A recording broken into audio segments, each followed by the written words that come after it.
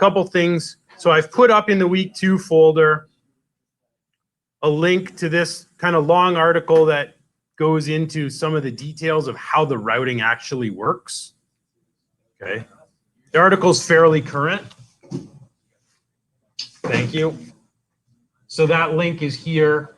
I'm not going to take the time to go over all of it. Suffice it to say, what you really need to know is the first part of our URL is going to look for a controller name. The second part is going to look for an action name, and then optionally any parameters. Okay. Now, Peter did find how we could rewrite these links properly. So, do you want to share how you did it, Peter? Yeah, what you had before. Yep. Fine, so the ASP. Okay, so our controller would be store, and our action, ASP action, was browse. So what was the parameter you used? The parameter I used was ASP-route. Now, you can name that whatever you want. But that's what it's going to be looking for. That's the string that you have to make sure that that name matches the string that the program is looking for. Right. So what we add here, so what you're saying is this key must match. As far as I understand, yes. Must match the parameter name that we're defining here. I assume so. Yeah. Just like with PHP where we're using get. Right. If we're passing a parameter on the end of our URL, our get code needs to name that parameter exactly the same. That leads me to another question. PHP GET requests are generally, like for something like this, that's easy and fine. But what if you want to do like a post style request? Well, you need a form if you're going to do a post.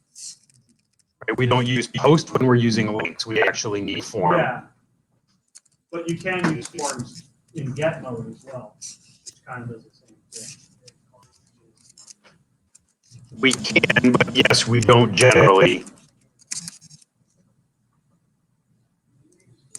So thank you for that fix. That does exactly what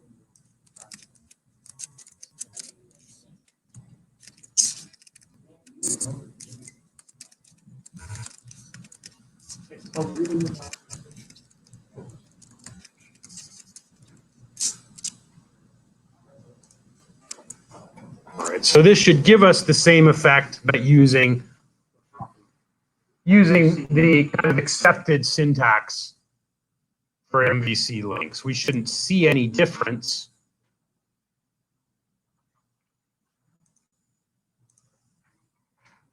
So if I go back to my store now, should work the same way as before.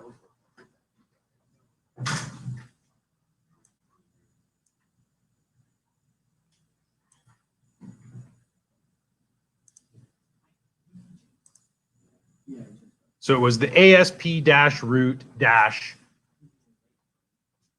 and then the parameter name category.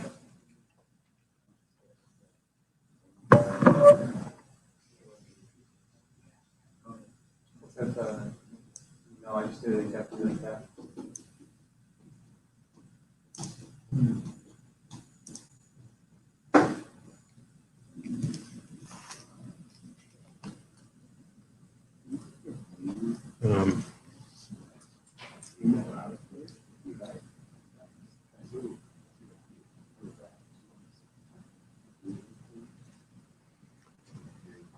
So I want to do one more thing with this view. Then we'll do one small thing with Git and we will depart. Okay. So on our index view right now, we've hard coded these values.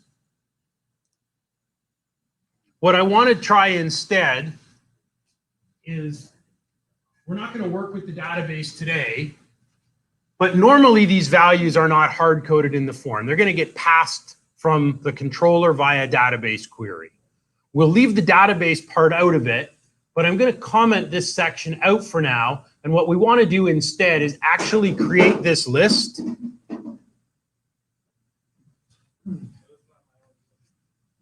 I actually want to create this list in the controller and pass it to the view, because that's typically the way our data is going to come to the views. They'll be obtained in the controller and passed to the view rather than hard coded in here. So we're actually going to make a mock model for now. We'll delete it next week. So we'll go ahead and I'm going to, in my models, I'm going to right click my model folder and I'm going to add a class. So we'll call this category.cs. Next week, we're going to let Visual Studio, once we start with our database, this class is going to get regenerated. One of the neat things Visual Studio will do, if we connect our project up to a database, we can get Visual Studio to auto-generate classes based on the tables in the database. We don't have to define the classes ourselves in code. It also works in the reverse. If you want to define your classes in code, you can then use Visual Studio to actually build the tables in your database that are mapped to your models. So I'm going to create a class called category.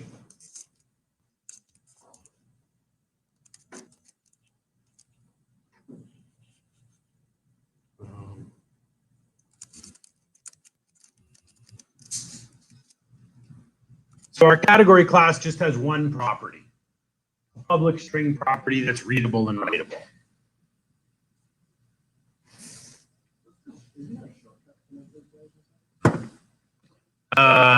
Yes, but I don't remember it off the top of my head. There is. There is a way to do it.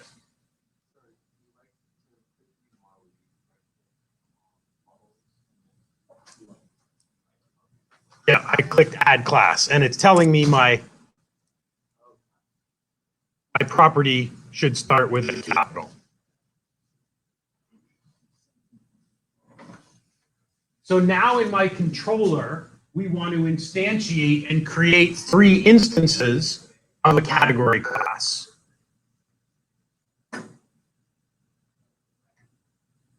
So there's our simple class in models. Again, we'll blow this away once we start working with the database. We're just mocking it for today. So this is a mock class, which will be replaced. Yep.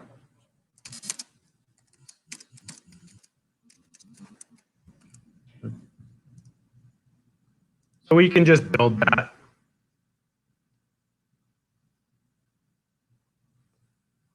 And then in our controller, we're just going to use a loop to create a list of 3 categories. And then we'll pass that list to the view.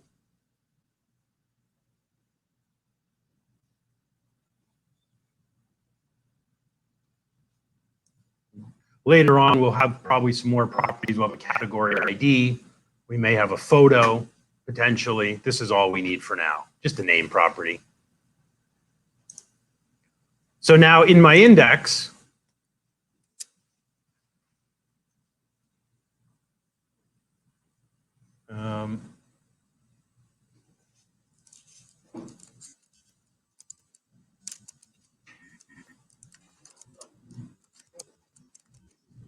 yeah, in the index method within the store controller,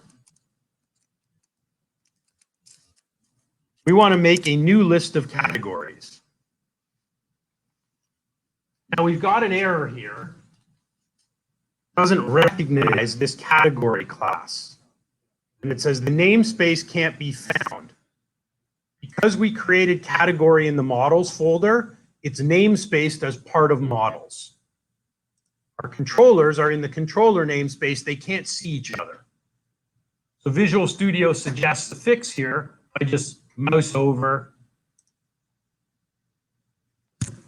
The first suggestion is make a reference to the model's namespace. Then that class will be visible. Okay.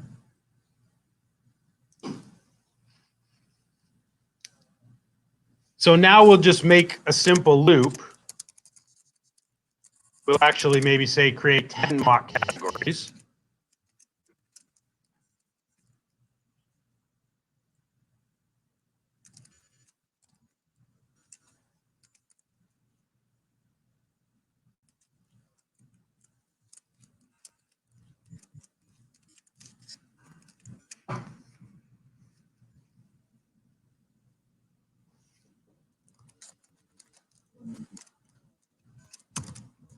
So inside our loop, we're going to add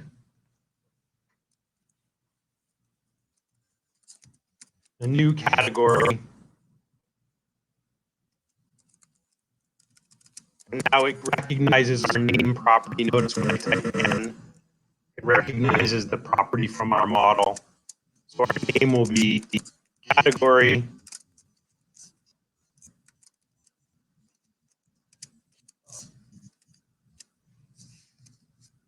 So rather than hard coding in our view, categories 1, 2, 3, we're going to generate 10 mock categories in a loop.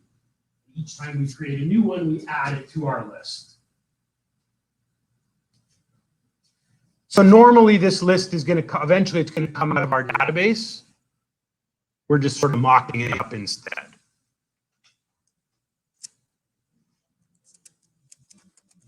So now when we're returning the view, also pass the list of categories to the UI. So we'd have to modify line 23. We've got this list. We don't want to use the view bag though.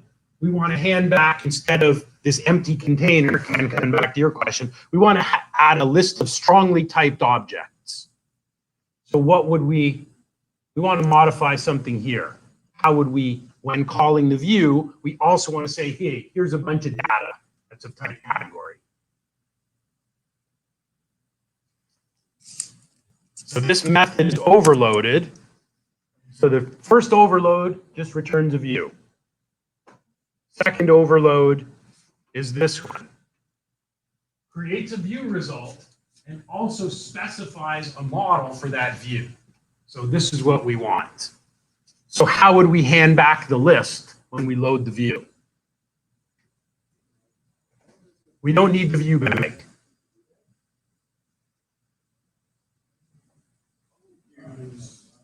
What value represents our list? It's on line 14. Yeah, the categories is a categories variable is a strongly typed list of category objects. So when we return the view,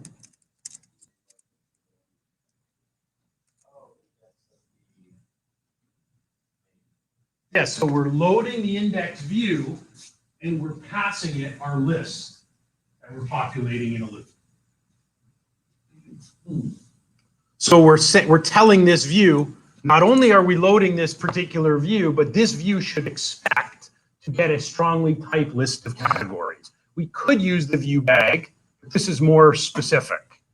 We're not just handing anything to the view. Now, we can use the view bag in addition for messages, but this way, this particular view will expect a list of categories. So let's build that.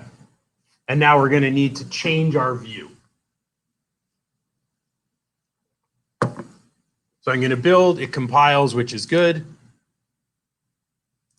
So now I want to go here. First thing I'm going to do is comment out these lines.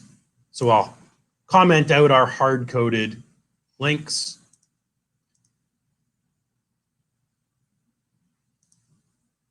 We also need a declaration at the top here.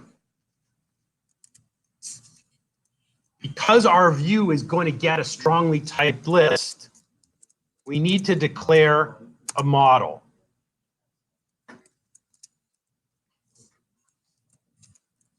So here's what we're passing in. We're passing in a list of our category class. So this declaration means this view is expecting to get a list of categories from the controller. IEnumerable is basically a .NET generic collection.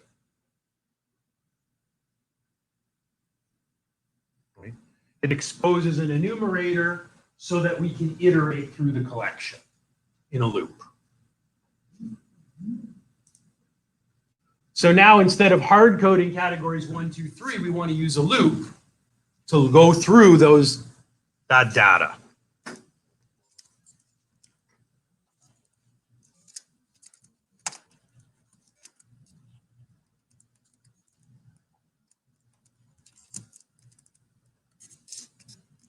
Now, there's one super strange thing about this syntax which I've never understood.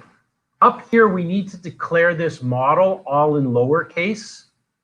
Yet in our loop, when we try to reference it, we have to use a capital M on the model. If we put an uppercase M here or a lowercase m here, it will break. Makes absolutely no sense to me. I can never figure it out. No one's ever given me a satisfactory explanation.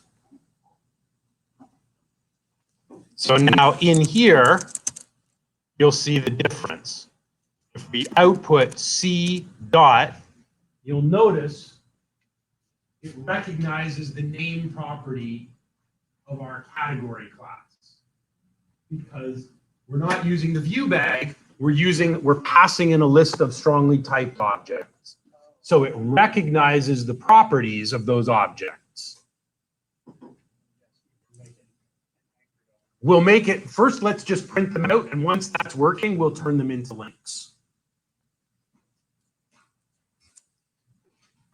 So this should print out a list of category 1 to 10, hopefully. Yeah, because we start using some C# here, we have to build it, I assume? Yes, because we modified, we added the model and we modified the index method of the controller. So absolutely you need to build for any of this to take effect. So let's see what happens. So here's our list.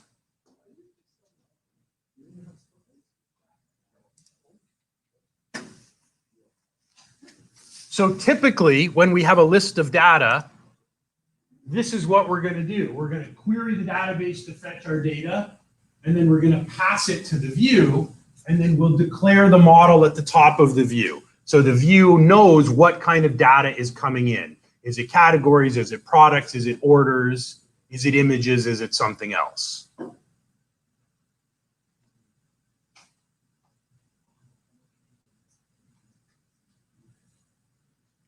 So the last thing we want to do is re-enable our links.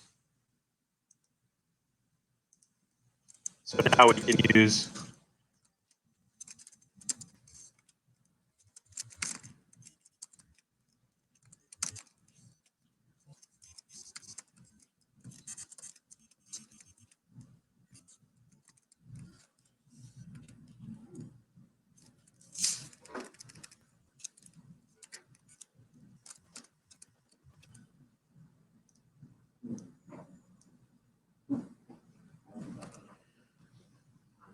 So I'm going to add my links back in. We'll see how this works, or if it works, or if we need to modify it again.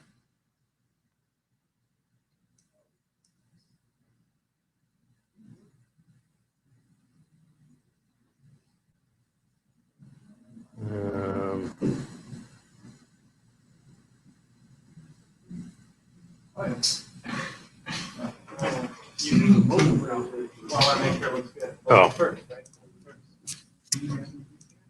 Sorry, I forgot that closing quote here. So we'll refresh.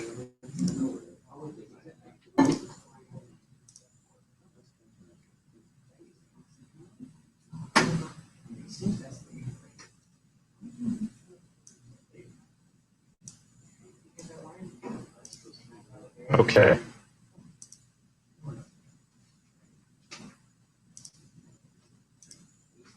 So yeah, if I go to store, I can now click any category.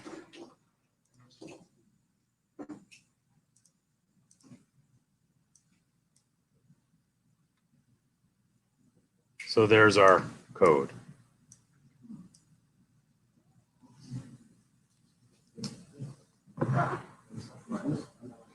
So we're passing in like a list of names, but when it's grabbing from a database with that, like if you wanted it to be with that name, or you just pass in.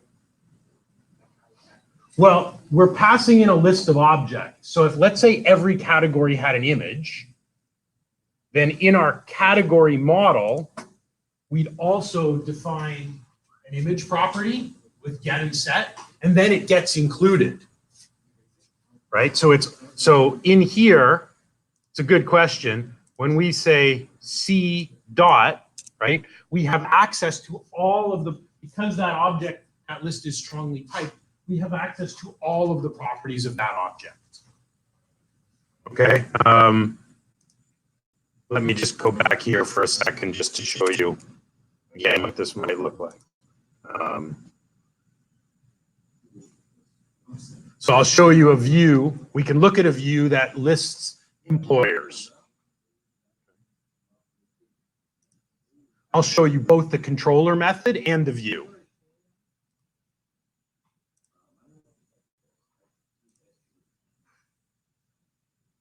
I mean, you're asking the right questions. So here's an index method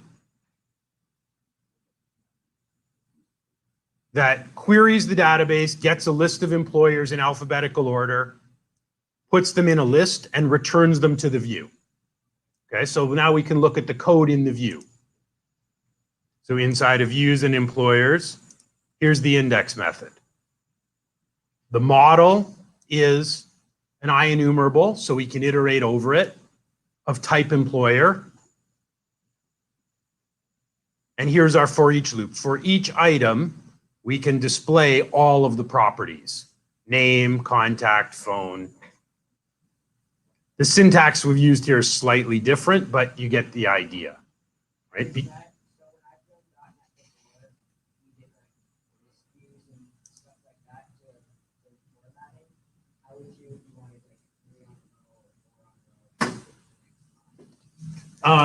Okay, really good question.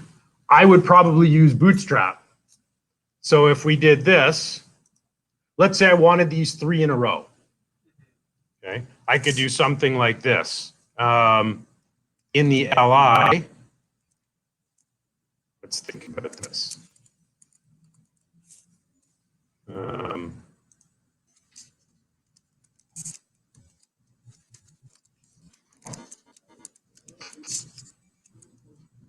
If we wrap these in a div tag that was 4 columns wide, because Bootstrap has a 12-column grid system, this may display them in rows of 3.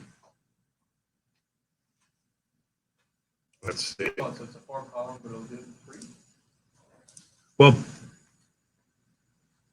Trying to get it to display nicer.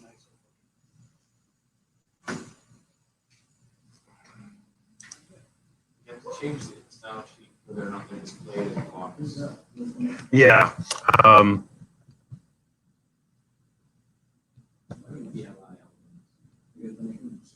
Right. Yeah, so I could create I'm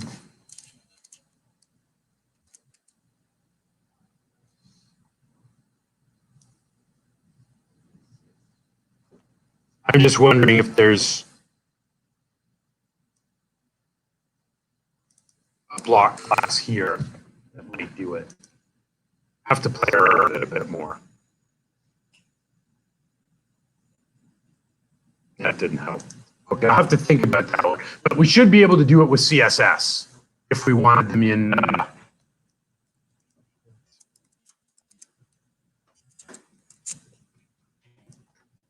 I'll experiment with that a little bit, but we could use the CSS to display them that way.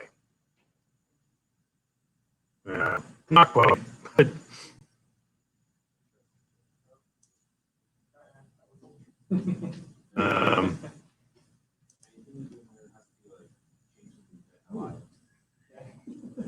oh, I should apply it to the LI, not to the div.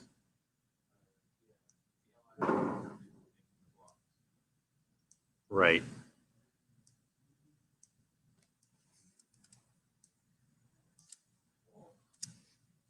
Yeah, what if I apply the class there? It gives it that gray, gives it some of the padding in the gray.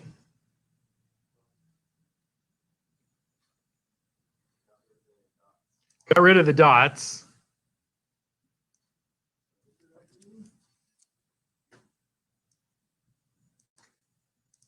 You know what? I actually did it. Let's see.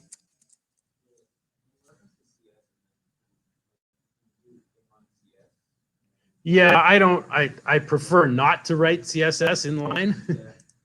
It's not great practice.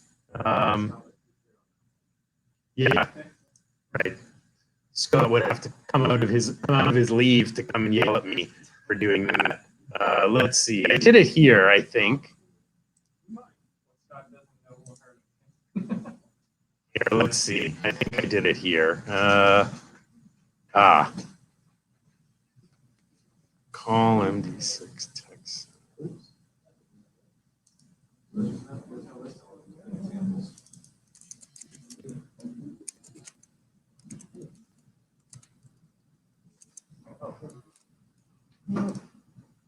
I'll have to play with it a bit more.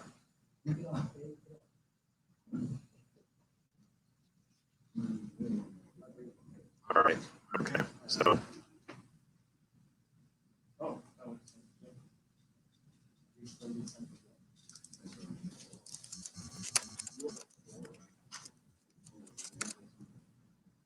What if I use a div rather than a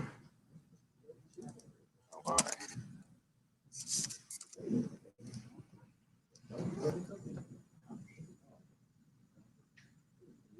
All right, not quite. I'll fix that up for next week. Okay, the last thing I'm going to do one more quick thing, and that is we should have a README file in our GitHub repository that explains what our application is. So I'm just going to go up to my project here. I'm going to right click, not in my solution, I'm going to right click in my project and add a new item.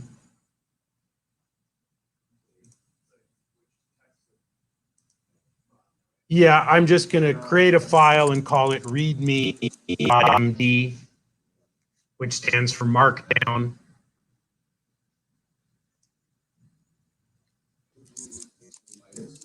Yeah, add new item, create it as a text file. Under general or web, actually under general.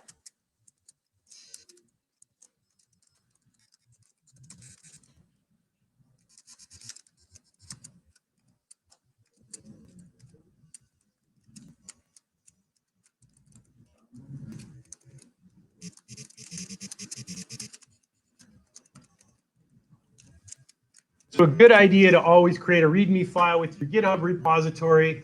If someone's looking at your repository, they know what's there, right? We typically use this to describe and document our projects.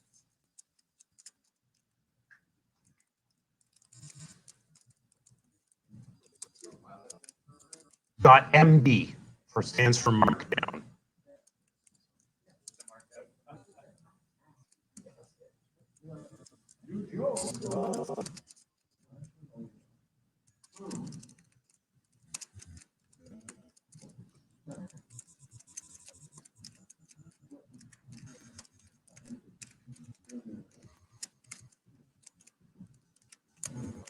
So they're the people who made Bootstrap? Yes, it was, yeah, actually made by some developers at Twitter. So you can say anything you want, doesn't really matter. So now when I push, so the README file automatically appears on the home page of our repository below our code. So if I push this stuff up to GitHub now, I'll just go changes. So we made a mock category model and README. So I'll push this stuff up to GitHub, and we'll see that the README file.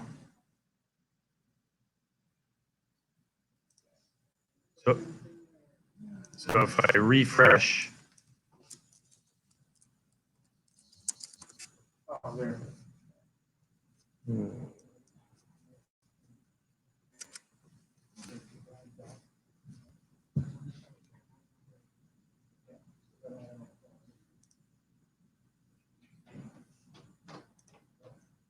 So now if you go to the home page of the repository,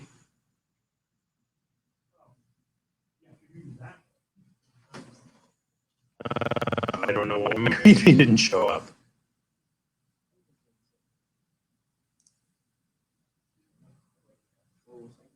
That's interesting.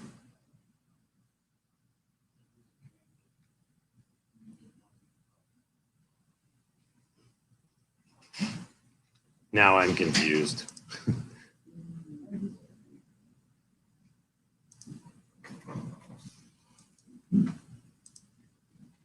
Huh. Where is my README? Yeah, there it is. Oh, it's in the wrong place. Oh, you're supposed to put it in. It should be right up in the root. I put it in my, inside my web project. Yep, so it's okay, I'm gonna move it. So I'll just drag it up to this. Or you want it in solution? Yeah, it should be where I can't move it. Okay, I gotta do it. I'll move it Oh, I within. know it. Oh, you made your, okay. I put it in here, so I'm gonna cut it and put it on the level with my solution. Yeah.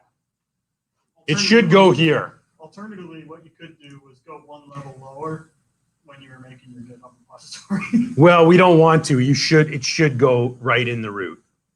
So I'll go to changes. Well, the thing with that root is with all the other stuff in it. No, we should be creating the repository in the root where the solution is, not inside the project.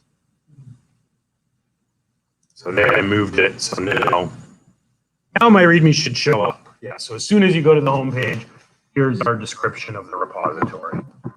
Oh, it automatically knows. It automatically loads a readme.md file if there is one.